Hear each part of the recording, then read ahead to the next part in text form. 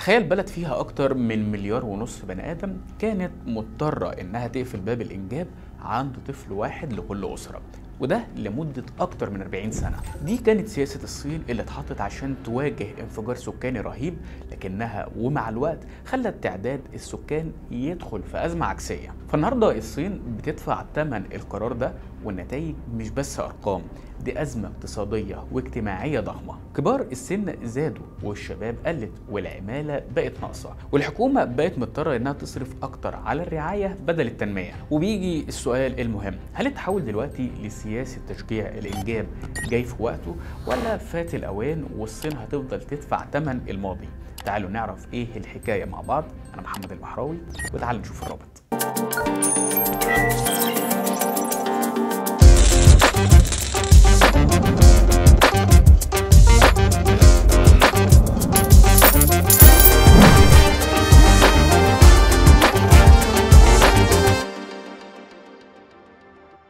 من أكتر من 40 سنة كانت الصين مضطرة إنها تاخد قرار مصيري عشان توقف زيادة السكان اللي فاجئها بعد كده. سياسة الطفل الواحد في الصين أفادت بس ضرت، ده التوصيف الأنسب لوصف سياسة الصين للسيطرة على زيادة السكان، واللي ابتدت من سنة 1978 لما زاد عدد سكان الصين ل 956 مليون شخص. وقتها كان هم القيادة الصينية الوحيد هو إنه إزاي يوقف الزيادة دي ويبني بالعدد اللي عنده نهضة اقتصادية. ساعتها كان دينج تشاوبينج هو القائد الأعلى للصين، ومستشاريه زن على ودانه عشان يطبق أهم قرار الصين أخدته في تاريخها الحديث، وهو إن محدش هيخلف أكتر من عيل واحد، واللي مش هيلتزم يستحمل. وده بالظبط كان نص القانون الصيني اللي فرض عقوبات صارمة على اللي هيخالف القانون، للدرجة اللي هددت بيها السلطات الصينية ان اي عيل تاني مش هتطلع له شهادة ميلاد. وقعدوا بقى اجروا بقى كده في المصالح الحكومية علشان تعرفوا تجيبوا له خدمة عامة واحدة بس، سواء بقى كانت صحة او دعم او تعليم. ده غير ان الصين شجعت على كل عمليات العقم ووسائلها، وكمان الإجهاض، لدرجة إن في سنة 1986 اتعملت 14 مليون عملية إجهاض. حتى الحمل والولادة تخيل إنه كان بإذن من السلطات. لكن ورغم كل الإجراءات دي الصين محققتش هدفها، واللي هو كان الوصول لمليار و200 مليون نسمة بس في عام 2000، ولقت نفسها الصين قدام مليار 260 مليون بني آدم في سنة 2000. وعشان كده استمرت في تطبيق السياسة دي. وهنا خليني أقولك إنه السياسة دي فعلا أفادتهم في التطور الاقتصادي من غير شك، ولكن كان بشكل مؤقت، لأن ببساطة أطفال قليلين معناه إنتاجية الأسر هتزيد، والأطفال هياخدوا خدمات أفضل. لكن زي ما اتفقنا فده كويس ظاهريا، لكن على المدى البعيد تحدياته مش هتخلص، وعلى رأسها طبعا معدلات الشيخوخة اللي تقدر تتحدث فيها ولا حرج. كمان أول ما طبقوا السياسة دي بقى الشباب مركز في الشغل وحياتهم كلها بتدور حواليه، وده خلى الصين مركز للمصانع والشركات، وقدرت انها تتوسع اقتصاديا وبقت اكتر دولة تقدر تاخد منها شغل، وده ساعدها جدا في الأزمة المالية العالمية سنة 2008. وقتها اقتصادها بقى ثابت وكمان محافظ على النمو السريع، ويا جبل ما يهزك ريح. لكن نفس الناس اللي سندت الجيل ده كبروا دلوقتي وبقوا بيسببوا عبء على الصين كمتقاعدين. وهنا خليني اقولك ان الموضوع خرج من ايديهم، ووصلتهم سياسه الطفل الواحد لخلل في نسبه الذكور قصاد الاناث. وبحسب منظمه الصحه العالميه فعددهم بتتخطى ال 120 ذكر قصاد 100 انثى، وده على مدار سنين كتير. وكمان عندك الاقبال على الجواز كان قرار مش سهل عند الصينيين، وخصوصا لما يكون العريس على قد حاله. وهنا كان السؤال، نعمل ايه يا جماعة علشان نلحق نفسنا؟ اكيد انت يا صديقي هتجاوبني بسرعة على السؤال ده دلوقتي وتقول لي ما ترفعوا معدل الانجاب يا جماعة. وهنا خليني اقولك انك عندك حق، بس هم ما جاوبوش بالسرعة بتاعتك دي لحد ما جت سنة 2013 ومسك الحكم هنا شي جين بينج، اللي ادرك في 2015 ان البلد رايحة في داهية، وده لو كملت بالمعدلات دي. ومن هنا اتدخلت الحكومة الصينية ورفعت الرقم لطفلين. ورغم ده فالارقام كانت مفاجأة، تقدر تقول ان بقى في عزوف وممانعة عند الناس من الخلفة، او بمعنى اصح اتعودوا على عيل واحد او يمكن يكون كمان من غير عيال خالص. ورغم ان الصين بعد كده سمحت ب3 اطفال في عام 2021، لكن معدل المواليد سجل مستوى قياسي منخفض، وصل تقريبا ل 9 مليون مولود جديد في عام 2023، وده بعد ما كان 9.5 مليون في عام 2022.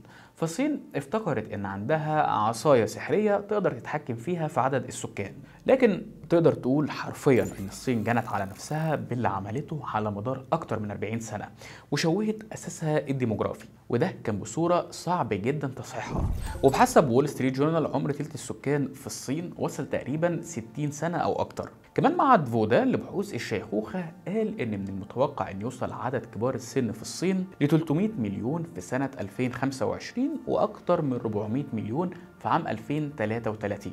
وخليني اقول لك هنا ان الصين بقت مش عارفه هتلاقيها منين ولا منين، ولقت الحكومه الصينيه نفسها قدام تدابير لازم تاخدها عشان تعزز الاقتصاد الفضي، اللي هو ببساطة نظام اقتصادي بيركز على توفير احتياجات كبار السن. ومن هنا بدأت الصين تركز على صناعة الاحتياجات الجديدة في عصر الشيخوخة، زي مثلا الضرورات اليومية والأجهزة الذكية.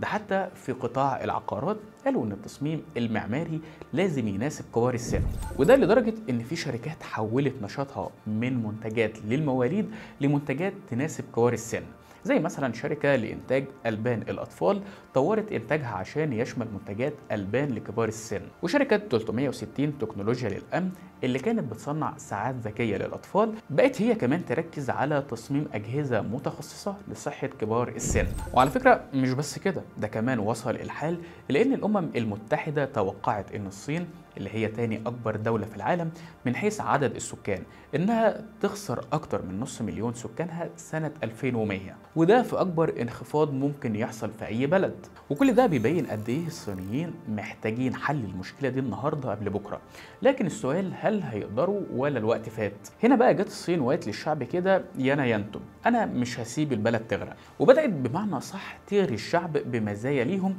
علشان تشجع الإنجاب، واللي منها الإعلان عن خطط لتقديم الإعانات والإعفاءات الضريبية، وده هيكون للأسر اللي عندها أطفال تحت 3 سنين. كمان بددت أجازة الأمومة ل 158 يوم بدل 98 يوم، والمحللين قالوا عن جهود الصين دي إن المشوار هيكون طويل قدامها، لكن خطوة الإعانات وتخفيف تكاليف المعيشة على الأسر ده هيقلل من خوف الصينيين وهيزود ثقتهم في تغطية نفقاتهم، وبالتالي هيشجعهم على الإنجاب.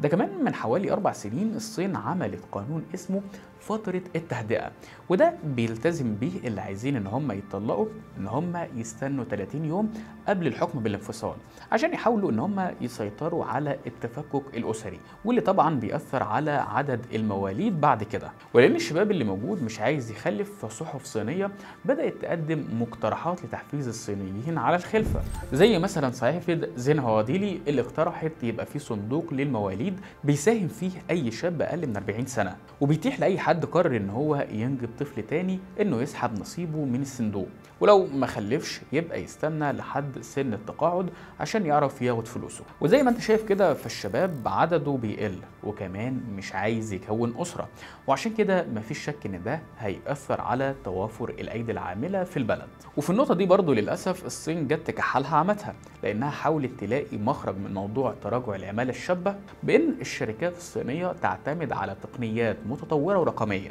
وعلى الروبوتات لتعويض النقص، فده طبعا رفع تكاليف الانتاج واسعار السلع. لكن ما ننكرش انه هيفيد سلاسل التوريد العالميه بانها تتجه اكتر للكفاءه الرقميه. فتقدر تقول كده ان المخرج ده دخلهم في حيطه سد، والبطاله بين الشباب زادت لحد نهايه السنه اللي فاتت لدرجه خلت الحكومه تعلق اعلان معدل البطاله بين الشباب، وده بسبب حدوث تغييرات في اقتصادها وفي المجتمع الصيني، وده كان بحسب كلام الحكومه.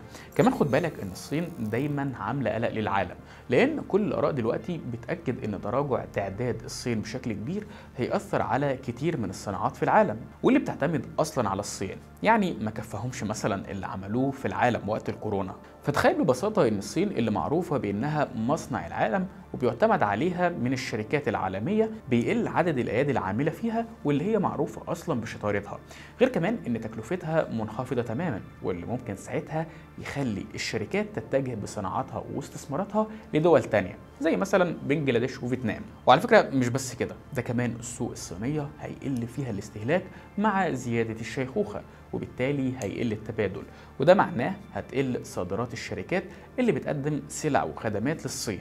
ده كمان قلة شريحة الشباب ده ممكن كمان ينعكس على تراجع الابتكار في قطاعات التكنولوجيا. وتخيل ساعتها ان الصين اللي الكل بيعمل لها ألف حساب عشان اقتصادها، يجي قرار واحد من أكتر من 40 سنة ويقلب الكفة ويتراجع دورها ويسمح لاقتصادات تانية تحل محلها زي الهند مثلا. فالصين دلوقتي بتعيش في سباق مع الزمن. أزمة نقص المواليد مش مجرد أرقام، ده مستقبل تاني أكبر دولة في العالم واللي بيحاول يفضل واقف على رجليه. وفي النهاية بيجي السؤال اللي بيطرح نفسه: هل الصين هتقدر تتغلب على التحدي ده وتعيد تشكيل مجتمعها، ولا الأزمة دي هتغير موازين القوى العالمية؟ قول لنا رأيك في التعليقات وما تنساش اللايك، وكالعادة شير الرابط.